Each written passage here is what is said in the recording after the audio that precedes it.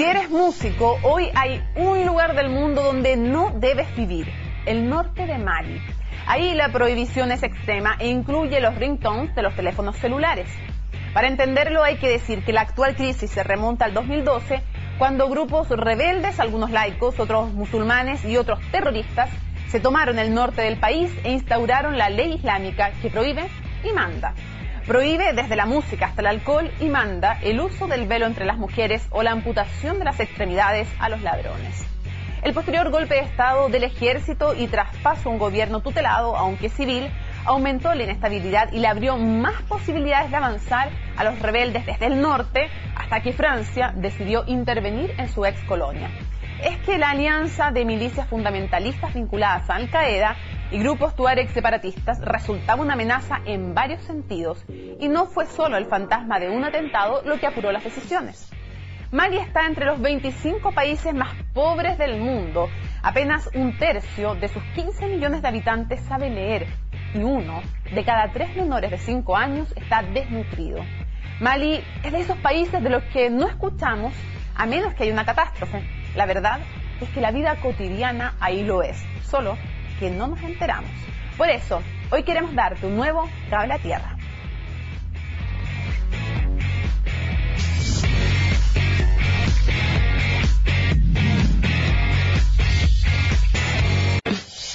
Hola, ¿cómo están? Bienvenidos a un nuevo capítulo de Cable a Tierra. Hoy vamos a hablar de Mali, para eso nos acompañan dos de nuestros panelistas habituales. Olga Ulianova, gracias por acompañarnos en Cable a Tierra. Doctora en Historia, profesora de la USACH, muchísimas gracias del Instituto de Estudios Avanzados. Gracias por acompañarnos. Andreas, muchas gracias por estar con nosotros de nuevo. Andreas Feldman es doctora en Ciencias Políticas y también trabaja en el Instituto de Ciencias Políticas de la Universidad Católica. A ver, vamos a comenzar, Olga, analizando la historia de este país, luego vamos a ir al conflicto. Un país que fue parte de 3 de los imperios de África Occidental, que se pasaba por ahí todo este comercio de oro, de sal y de otras materias primas además. Entonces los imperios Ghana, Malí y Songhai, y luego a fines del siglo XIX, colonia francesa, y lleguemos entonces contigo para partir en 1959, donde Mali está formado por la entonces República Sudanesa y Senegal. Forma una federación que dura poco. Así es. Ahora, Mali es uno de aquellos países africanos que han tenido una tremenda historia. Esos imperios en aquella época, cuando Europa estaba dividida en pequeños feudos, el gran comercio de sal que atravesaba todo el Sudán africano, sí, grandes ciudades, Timbuktu y otras que, hoy día son una especie de joyas arquitectónicas, a propósito hoy día en peligro de destrucción por parte de los islamistas, sí, y a fines del siglo XIX se convierte en colonia francesa. Recibe el estatus del territorio francés en el ultramar el año 45 al terminar la guerra y pasa a ser parte de una especie de Commonwealth francés a fines de los 50. El año 60 obtiene la independencia, forma un estado común con Senegal. Pero duró apenas un año y luego se quedan solitos, digamos, sin Senegal. Se quedan solitos, claro. Y a partir de ahí forman un estado, si ustedes ven las fronteras de Mali, se nota que las fronteras han sido trazadas por los colonizadores. Ningún país del mundo puede tener fronteras tan directas, tan rectas, en líneas rectas. Y es un país formado por 2 partes absolutamente distintas. El sur de Mali es el valle del río Níger. Es el clima tropical, es tierra fértil, es agricultura. Pero la gran parte del territorio de Mali, la mayor parte del territorio del país, es el desierto y sabana semidesértica. Perfecto. Y justamente le vamos a preguntar, Andreas, este país que desde que se divide y empieza a ser un país sin Senegal de manera independiente, surge y sufre una serie de golpes de Estado, con el ejército como un eje importante, tomando el poder, devolviendo el poder a los civiles, quedándose con golpes de Estado, pero uno tras otro, impresionante. Y resulta que recién por ahí, por los años 90, primera elección de un presidente democrático, en 92, si no me equivoco. Pero ¿de qué país estamos hablando en términos sociales y económicos? Lo decíamos en la introducción, después de esta serie de conflictos, más de la mitad de la población vive bajo la línea de la pobreza. El 2005 era el 36%. ¿De qué país estamos hablando en términos sociales y económicos? Socialmente hablando, es un país muy pobre, lo dijo Olga muy bien, digamos, un país que está dividido, ¿no? Una zona más próspera, más rica en la parte, digamos, tropical del sur, y una zona extremadamente pobre en la parte del norte, de la mayoría es población nómade. Es un país, digamos, desde el punto de vista económico muy atrasado, desde el punto de vista, digamos, de los indicadores sociales muy malos. Hablamos ahí de un per cápita de entre 610 o 1.000 dólares por año, que es una cifra muy baja. Digamos, la mayoría es población rural, muchas poblaciones nómade. Como ¿no? un 30 y tantos por ciento apenas vive en ciudades, que es muy poco. Muy poco. Y la mayor parte en la zona del sur, y en particular en la capital, que es Bamako. Pero en general corresponde, digamos, al tipo de estados que se ven en el Sahel, que son estados bastante pobres, digamos, que dependen, digamos, de una monoexportación, en particular oro y algodón. Y que en el fondo siempre estuvo tutelada, digamos, por las potencias extranjeras, en particular Francia, y de otra manera también bastante influenciada, digamos, por la presencia nigeriana, que es la potencia regional. De modo que se pinta, digamos, un panorama común en la zona del Sahel, de países pobres, pauperizados, con problemas, digamos, étnicos, y con una prognosis bastante negativa, ¿no? Estamos hablando de una esperanza de vida de 53 años, entre otras las cosas que podemos decir cuando hacemos este perfil, esta ficha de este país, con un tercio de los niños, lo decimos en la introducción, menores de 5 años desnutridos, apenas 65% de la tierra, además, cultivable, todo el 65% es desértica o semidesértica. Nos ha hecho entonces a Andrés este panorama. Yo quiero llevarte, Olga, ahora a ti, a que nos cuentes esta crisis que estamos viendo hoy. ¿Cuál es el antecedente que vemos a partir de enero del 2012? ¿Qué pasó en esa fecha que comienza esta crisis? Porque ya sabemos que es un país con historia de crisis, pero esta que parte de enero del 2012, ¿por qué se produce? A ver, la crisis se origina en esta gran división geográfica y también demográfica en Mali. La gran parte norte del país está muy poco poblada, pero está poblada por las tribus Tuareg, por los nómades del desierto. Históricamente se han dedicado a las caravanas, sal, oro, etcétera, etcétera. Desde el siglo XIX-XX bastante empobrecidos, pero hay que decir que en las últimas décadas los Tuareg de Mali han tenido contactos bastante estrechos con el régimen de Libia, y muchos de sus caciques, señores de la guerra, han prestado servicios de distinto tipo, bueno, mercenarios y volvieron una vez que cae, claro, y una vez que cae él, vuelven. Exactamente, se quedan sin sustento. Y comienza entonces a articularse este movimiento independentista en el norte de Mali, ¿no? Que es lo que se afirma como Estado Islámico a partir, autoproclamado por ello, en mayo del 2012. Así es decir, el movimiento independentista laico ha existido desde hace muchas décadas, pero mientras tenían ingresos en Libia, digamos, estaba bajo perfil. Lo que ocurre en el año 2012 que en este movimiento aparece una ala islamista, lo que antes no había. Se juntan los dos. Exactamente, o más bien unos ganan a otros. Claro, primero empiezan juntos y luego la parte islamista es la que gana. Exactamente, sí. Los primeros que logran esta proclamación del Estado, digamos, no reconocido son los laicos, pero después los islamistas les ganan. Claro. Y, bueno, se produce una situación digamos, de perplejidad en el Estado de Mali. Ven que el gobierno de turno no puede contrarrestar nada a esta avanzada islamista. Se produce un nuevo golpe de Estado, un nuevo golpe militar. Comandado por el famoso Amadou Aya Sanogo, que es el que toma el poder, pero se lo devuelve después entonces pero tampoco puede a un nombre impronunciable, que es Traoré. Traoré, pero el nombre es Dioncounda. Sí, pero es un integrante de la familia Traoré que había gobernado Mali desde la independencia con pocos intervalos, distintos integrantes de esta tutelado, familia. Entonces. Así es. Y ninguno de los gobiernos militares o laicos logra hacer algo para contrarrestar esta ofensiva islamista que avanza y toma más ciudades y avanza justamente cada día más hacia esta franja fértil donde está concentrada la población. Detengámonos ahí porque más adelante vamos a hablar de Francia, que es cuando empieza a acercarse demasiado, ahí es cuando en fondo decide intervenir. Pero antes de eso, Andreas, ¿quién es quién en los grupos rebeldes que declaran este estado en el norte, que están peleando por quedarse en forma independiente el norte del sur? ¿Quiénes son? Porque hay 4 grupos, básicamente, entre los rebeldes. Sí, básicamente yo diría son 4 grupos. Tienes una vertiente, digamos, tuareg, que desde los años 70, principios 80, busca, digamos, un nivel de autonomía e independencia. ¿Los laicos son laicos, sí. El Movimiento Nacional de Liberación... Movimiento Nacional de Liberación de Ras Hamad, sí. Perfecto. Luego tienes un movimiento, dentro de esto hay un grupo, digamos, que se crea, que es el Ansar Dine, que es un grupo que se crea, digamos, dentro de la familia de los tuareg, que tiene una vertiente más islámica, ¿no? Pero no son directamente terroristas, dicen ellos. No, es que la rúbrica terrorista, digamos, tiene que ver con la estrategia. Lo Perfecto. Que sí son, digamos, integristas, son fundamentalistas, que tienen básicamente una visión exegética del Islam.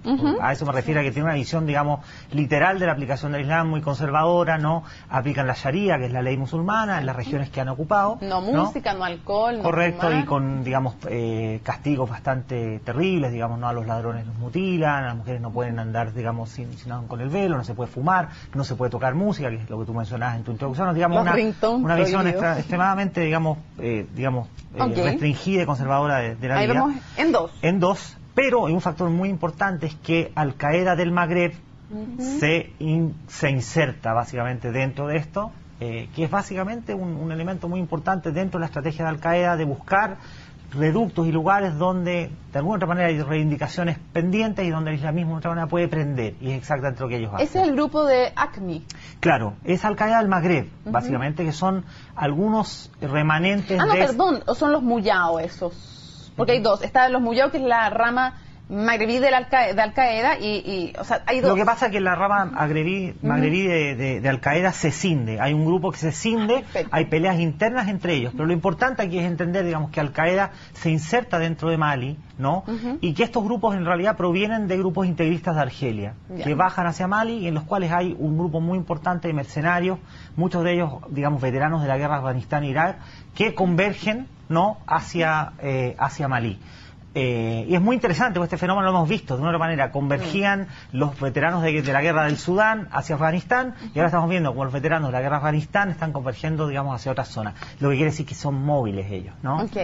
Y antes de irnos a la pausa, Olga, ¿cómo explicar quién gobierna hoy en términos ideológicos Mali? No el norte, sino que el sur todavía, porque hablamos que en marzo un golpe de Estado ponen finalmente a Dioncounda Traoré, luego lo sacan primero, después lo vuelven a poner, él retorna, sacan entre medio al primer ministro Modibo Diarra, finalmente lo sacan, entonces queda como 2 polos de poder, primero el ejército, ¿cierto?, y este presidente, que yo no sé qué tan títere o no títere es, y no sé tampoco, que nos explique un poco más ideológicamente quién es, o qué es, qué representa. Desde la independencia de Mali, desde los años 60 hasta fines de los 80, distintos regímenes que habían, por lo general tutelados por el ejército, eran de orientación hasta cierto punto prosoviética. Algunos eran más extremos prosoviéticos, como los gobernantes de los primeros años, otros, digamos, trataban de negociar con el este y con el oeste a ver quién da más. Pero, de todas maneras, la única institución del Estado que lograron crear fueron las Fuerzas Armadas, y las Fuerzas Armadas se ocupan de todo, ¿sí? Y también, la presencia de clanes, de familias, es muy importante, y precisamente la familia Traoré es la que ha gobernado Mali durante, mayor tiempo. Ahora, religiosamente son musulmanes desde el siglo XI, incluso estos imperios, Mali, Ghana, etcétera, eran ya imperios musulmanes allá, pero son musulmanes suníes, y era un islam bastante moderado, era un islam pasado por las tradiciones locales, no había fundamentalismo. Vamos a hacer una pausa en Cable a Tierra, y al regreso vamos a ir a la crisis actual. ¿Por qué Francia interviene? ¿Por qué los otros países europeos lo dejan solo a Francia en este intento? ¿Es realmente un riesgo terrorista Mali hoy? Pausa y regresamos a Cable a Tierra. Continuamos en Cable a Tierra analizando la crisis de Mali. Es interesante ver cuál es el rol que juega Francia, y para eso les vamos a mostrar la siguiente pista.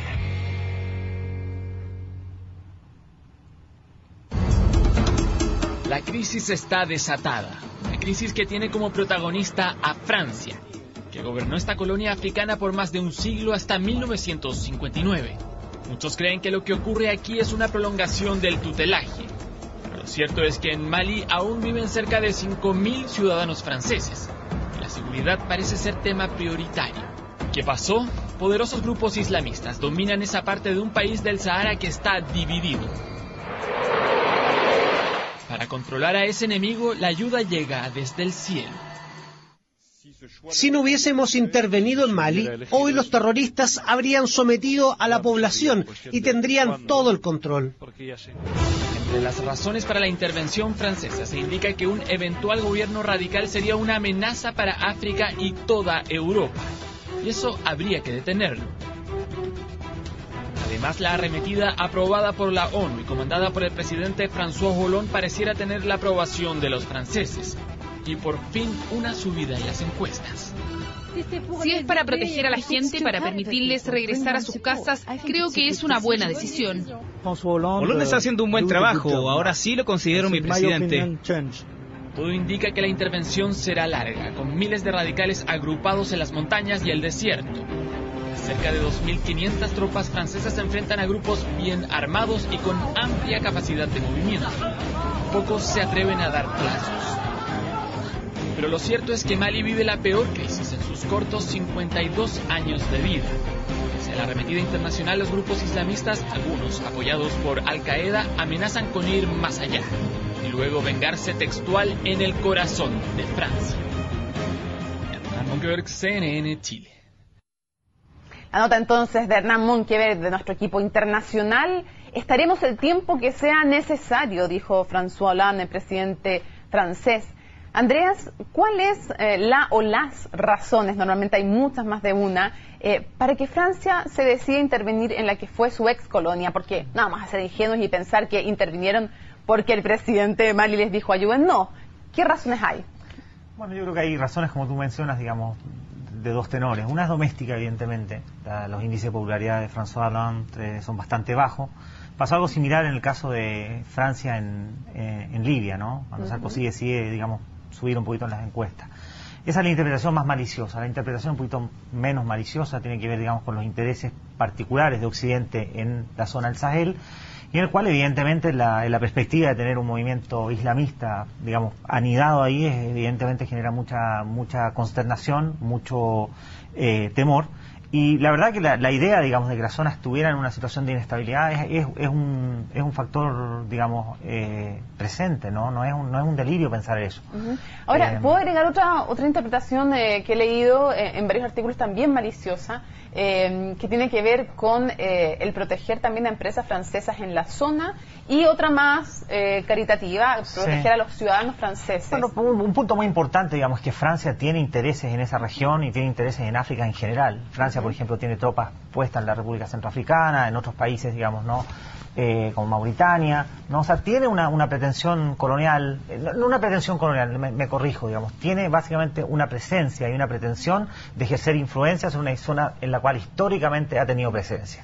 Y esa es la razón por la cual tanto Inglaterra como tanto el Reino Unido como Francia se disputan esas zonas, ¿no? Y es una zona donde ha habido tensiones entre ambos estados, ¿no? Por mantener esa influencia que históricamente han tenido. Son resabios. Son resabios, lo digo son yo. resabios coloniales, sí, eso es lo que es. Ok.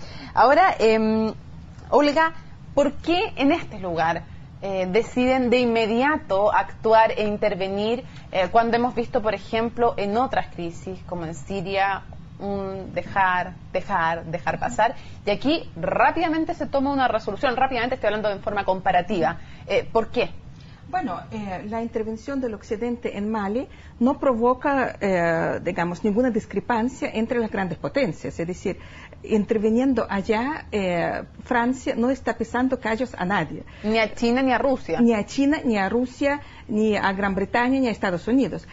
Más bien, lo que se logra allá justamente es una alianza como la que se pudo lograr el año 2001 en Afganistán, digamos, en contra de los talibanes.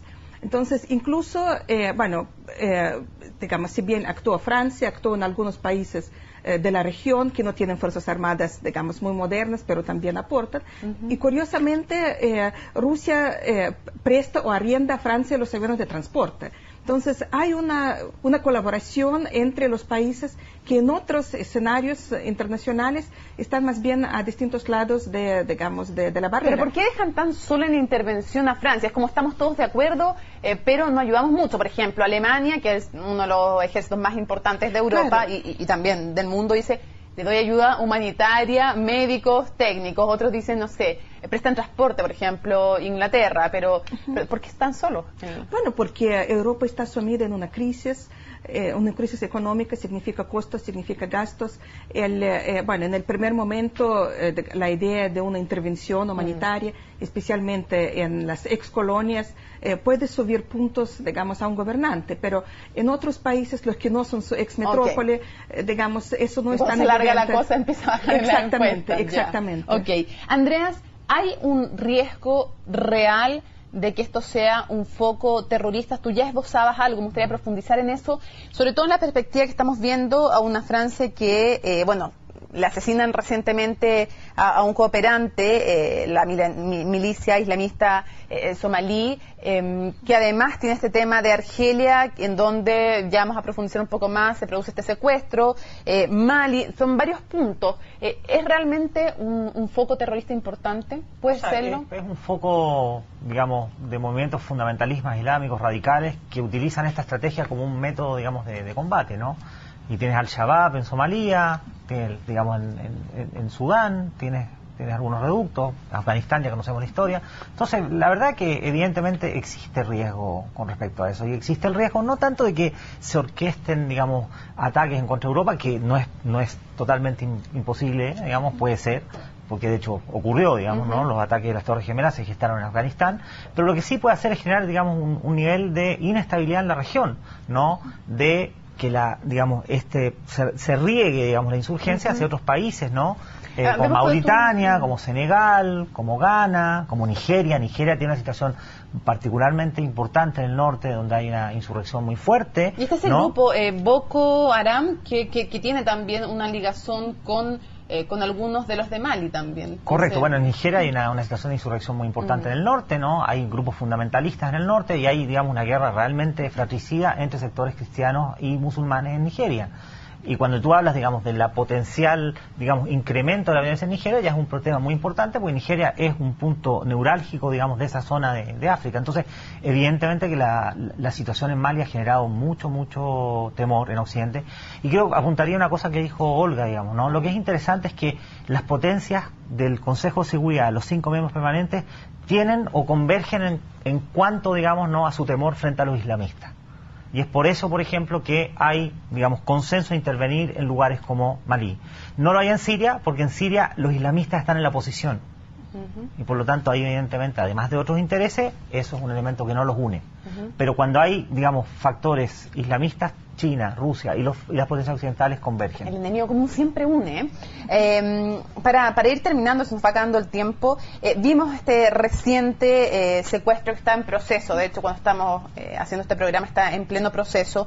En Argelia, 41 extranjeros, una empresa también en que hay intereses franceses, 150 argelinos también, el gobierno diciendo no vamos a negociar, y el grupo salafista para la predicación y el combate, con nexos con los de Mali también, diciendo estamos castigando a Francia vía Argelia. Argelia ha sido solidaria con Francia, castigamos también a Argelia. ¿Cómo se lee esto entonces, las consecuencias que puede tener? ¿Para dónde crees tú que puede evolucionar también? Bueno, de hecho, lo que está ocurriendo hoy día en Mali, a su vez está relacionado con, digamos, con las primaveras árabes en la zona de Magreb. Es decir, digamos, la expulsión de los Tuareg de Libia incendió... Como lo decíamos al principio. Exactamente, incendió el conflicto en la parte norte de Mali. A su vez, el aumento de la presencia de los salafistas en Egipto, en Túnez, en Marruecos, digamos, también lo fortalece en otros estados, en Argelia, digamos, en el mismo Mali. Está todo, en este sentido, digamos, bastante interrelacionado.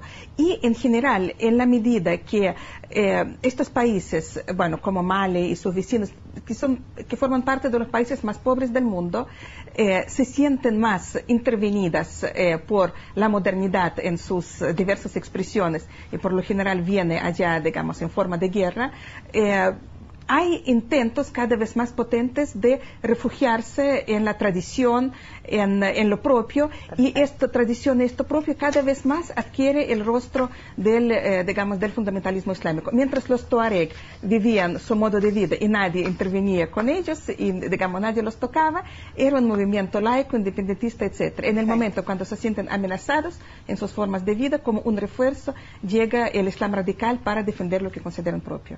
Olga Ulianova, muchísimas gracias por habernos acompañado. Andrea Feldman, gracias por haber estado con nosotros. Mali, un ejemplo importante de un continente que hay que mirar no solo cuando hay catástrofes, ya lo decíamos, la vida ahí es día a día una catástrofe, parte de todo nuestro mundo, así que hay que mirarlo para tener un nuevo cable a tierra. Nos vemos, chao.